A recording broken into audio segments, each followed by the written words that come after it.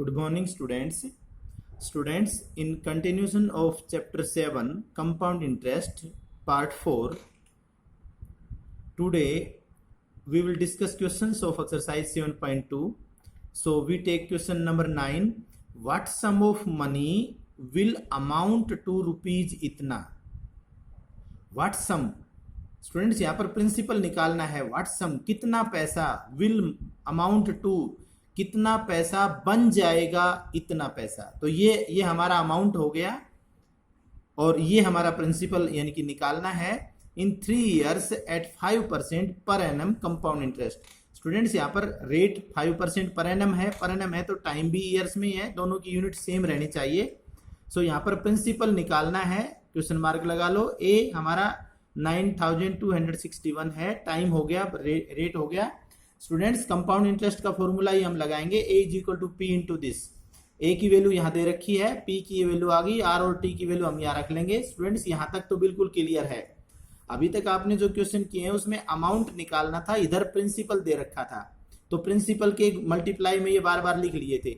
अब इसको पी लिख करके इसको आप 3 पावर है तो 3 बार मल्टीप्लाई कर लेंगे, लेकिन हमें पी की वैल्यू कैलकुलेट करनी है. सो यहाँ पर ध्यान से देखिए, हम पी की वैल्यू कैलकुलेट करेंगे तो ये बाकी सब उठा के उधर ले जाएंगे. तो 21/20 है, उधर जाके 20/21 हो जाएगा, पलट जाएगा उधर जाके. ये उधर जाके नीचे वाले ऊपर चले जाएंगे, ऊपर वाले नीचे चले जाएंगे. सो पी यहाँ अकेला पी रहेगा. तो हम कहेंगे therefore P is equal to, ये सारे इधर चले जाएंगे. तो देखो 9261 इंटू 20/21, ये 20/21 और ये भी 20/21 इक्वल टू पी. इधर की बजाय हमने इधर लिख लिया. देयरफॉर ये पी की वैल्यू 8000 आ जाएगी. सो स्टूडेंट्स, इस क्वेश्चन को अगर कोई करना चाहे तो डायरेक्ट ऐसे भी इस फॉर्मूले की जगह ये भी यूज कर सकता है. देखो A equal to P into this आता है, पी इंटू दिस. तो ये पूरा का पूरा ब्रैकेट यहाँ मल्टीप्लाई में है. अगर ये पूरा का पूरा ब्रैकेट उधर ले जाएंगे तो ए के साथ डिवाइड में हो जाएगा ये. सो हम डिवाइड का साइन लगा लेंगे. So P is equal to A divide में ये पूरा ब्रैकेट. तो डिवाइड के अंदर जैसे हम सिंप्लीफाई करेंगे तो ए की वैल्यू पुट कर लेंगे ये, और जब ये डिवाइड में आएगा तो ये 21/20 हो जाएगा और पावर 3 है. लेकिन जब डिवाइड को मल्टीप्लाई में चेंज करोगे तो ये 21/20 की बजाय 20/21 पलट जाएगा. जब इस डिवाइड के साइन को मल्टीप्लाई में चेंज करेंगे तो वो पलट के लिख देंगे और पावर वही रहेगी. फिर उसको पावर को खोलेंगे तो 3 बार मल्टीप्लाई हो जाएगा. आप डायरेक्ट ये फॉर्मूला भी यूज कर सकते हैं, बट हमने नहीं किया ये यूज, हमने बिल्कुल ऐसे ही करके दिखाया है. नेक्स्ट क्वेश्चन है,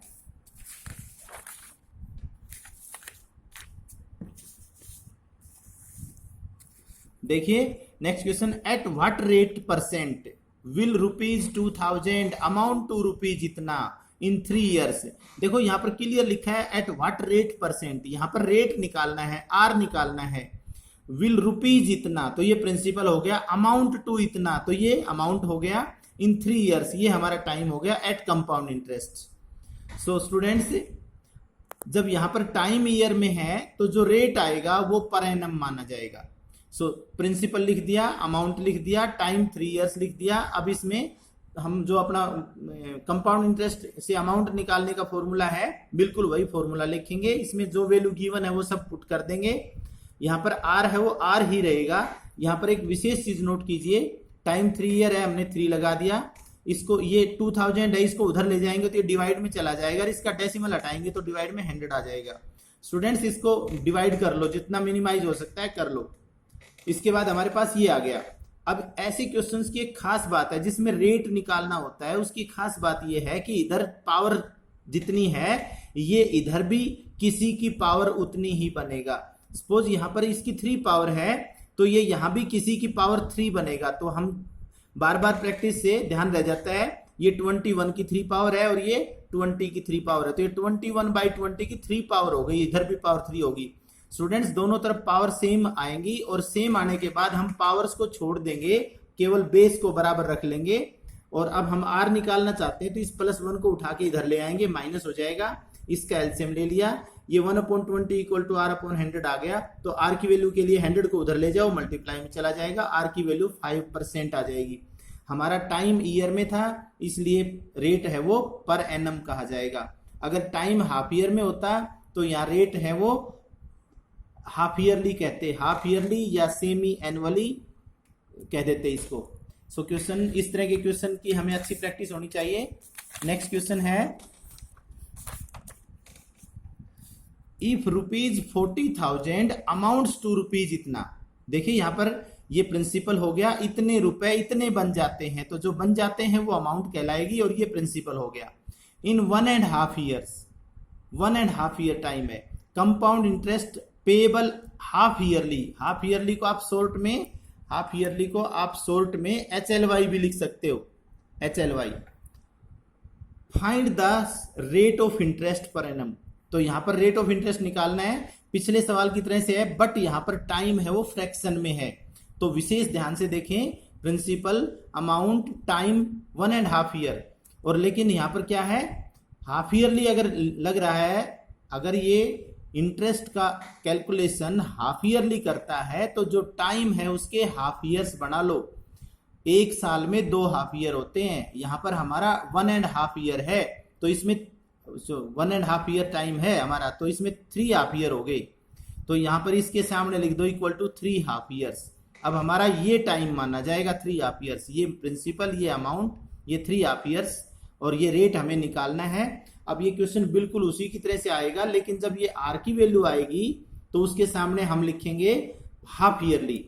अगर इसको ईयरली में कन्वर्ट करना है, स्टूडेंट्स क्वेश्चंस में हमने देखा होगा, अगर हाफ ईयरली में रेट को हाफ ईयरली में कन्वर्ट करना होता है तो हम उसको 2 से डिवाइड करते हैं, और जब हाफ ईयर से वापस ईयर में कन्वर्ट करेंगे तो 2 से मल्टीप्लाई कर देंगे। सो आप इसको 5% हाफ ईयरली या 10% ईयरली, ईयरली को आप per annum, PA per annum भी लिख सकते हैं।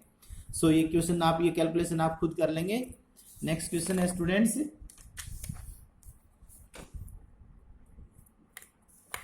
एक मिनट, हमारा नेक्स्ट क्वेश्चन है, in what time will rupees इतना अमाउंट टू रुपीज इतना एट 4% पर एनम कंपाउंड इंटरेस्ट। देखिए यहां पर प्रिंसिपल, अमाउंट और रेट दे रखा है, यहां पर हमें टाइम निकालना है। पिछले 2 क्वेश्चंस में हमें रेट निकालना था, टाइम गिवन है, यहां पर रेट गिवन है, टाइम निकालना है। सो आप इसमें पुट करिए, और ये कैलकुलेशन बहुत इजी है। देखिए A equal to P into, students identity formula वही यूज होना है, तो ये वैल्यू रख दी। अब इसको, इस वैल्यू को उठा के इधर ले आओ डिवाइड में। अब स्टूडेंट्स यहाँ पर जो है 26/25 की पावर t है, ये t हमें निकालना है, तो इसका मतलब ये पावर चाहे कितनी बने, लेकिन बनेगी 26 की, ये 25 की बनेगी। सबसे पहले तो अगर ये मिनिमाइज हो सकता है तो मिनिमाइज करें, अदरवाइज पावर्स में नहीं चेंज हो सकता। सो ये मिनिमाइज नहीं होता, तो आप ध्यान रखें, ये इधर 26/25 है, तो ये भी 26/25 की ही कोई पावर बनेगी। आप 26 को 26 से, फिर 26 से ऐसे मल्टीप्लाई करते जाओ, अपने आप आ जाएगा ये। ऐसे ही ये 25 को 25 से, फिर 625 आएगा, उसको फिर 25 से, इस तरह से 3 बार मल्टीप्लाई करने से ही आ जाता है। तो हम इसको क्या लिखेंगे, 26/25 की पावर 3। अब दोनों तरफ देखिए बेस सेम है, तो टाइम पावर्स को बराबर रख देंगे, तो देयरफॉर t इक्वल टू 3। अब एक बार ये देखिए, हमारा ये परसेंट, रेट परसेंट था वो पर एनम था, पर एनम, तो जो टाइम आएगा उसको ईयर में लिखना पड़ेगा। नेक्स्ट क्वेश्चन है, ₹16,000 इन्वेस्टेड एट 10% पर annum compounded semi annually amounts to rupees इतना। देखिए ये तो प्रिंसिपल हो गया, ये अमाउंट हो गया, ये 10% पर एनम है, लेकिन सेमी एनुअली लगता है, तो इसको हाफ ईयरली में चेंज करेंगे। तो फाइंड द टाइम पीरियड, इसमें भी टाइम पीरियड निकालना है। सो स्टूडेंट्स इसमें हाफ ईयरली में कैसे चेंज करेंगे, 10 को एक ईयर में 2 हाफ ईयर होते हैं, तो 2 से डिवाइड कर देंगे, 5% हाफ ईयरली कहेंगे इसको 5% HLY लिख सकते हैं, इनमें से कोई एक लिख दें। सो अब ये t निकालना है, तो फॉर्मूले में वैल्यू पुट कर दें, और आप खुद सोल्व करेंगे। ये इधर 16 इसके डिवाइड में चला जाएगा। उसके बाद सबसे पहले इसको मिनिमाइज करना है, अगर मिनिमाइज नहीं किया तो ये पावर में चेंज नहीं होगा। अब इसको सिंप्लीफाई करेंगे तो ये 21/20 हो जाएगा, तो इधर ये 21/20 की ही कोई पावर बनेगी, और फिर पावर्स को बेस सेम हो जाएंगे, तो पावर्स को इक्वल रख देंगे, वो 3 आ जाएगा, t इक्वल टू 3। लेकिन यहाँ पर हमारा रेट है वो हाफ ईयर में है, तो जो टाइम आएगा वो हाफ ईयर ही होगा। तो 3 टाइम आया है, तो 3 हाफ ईयर्स हो गया। अब इसको ईयर में चेंज करेंगे तो 3 हाफ ईयर में कितने ईयर होते हैं, 1.5। देखो 2.5 ईयर में 1 ईयर होता है, तो 3.5 ईयर में 1.5 साल हो गया, 1.5 ईयर। सो स्टूडेंट्स इस होमवर्क को कंप्लीट करें और एक बेस्ट रिवीजन भी लगाएं। Okay, thanks.